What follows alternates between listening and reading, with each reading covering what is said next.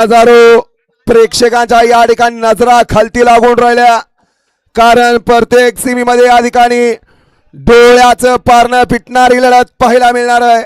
परंतु या ठिकाणी कुणाला मिळतोय पहिल्या सीमीचा मान, पहिल्या सीमीकडे वाटचाल, पहिला फायनलचा दावेदार या ठिकाणी पाहायला मिळतोय. अंगावरती काटा मारल असा सेमी आहे.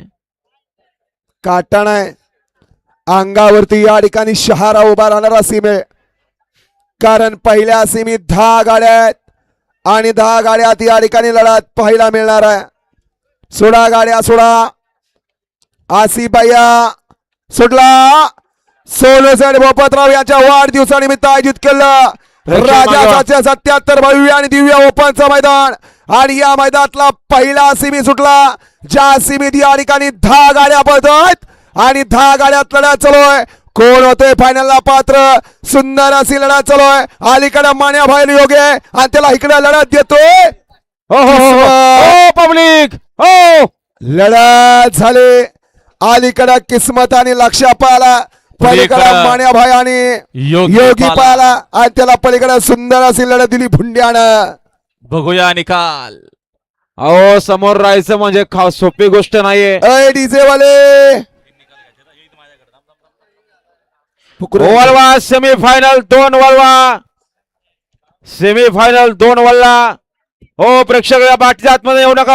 हो रिप्ले दाखवा, हो रिप्ले दाखवा, फाटीच्या आतमध्ये येऊ नका. दोन्ही अँगल दाखवा. रिप्ले या ठिकाणी दोन्ही अंगेल दाबायचे. आता तास क्रमांक 2 आहे तो 1 असेल.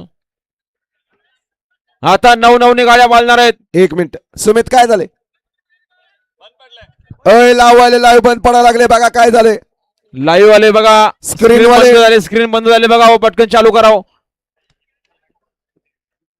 अथंग जनसमुदाय या ठिकाणी आज एकवटलाय, कारण त्याला कारण असं आहे, सोनूसेठ भोपतरावांचा या ठिकाणी वाढदिवस आणि वाढदिवसानिमित्त आयोजित केलं राजा 777चं भव्य आणि दिव्य मैदान.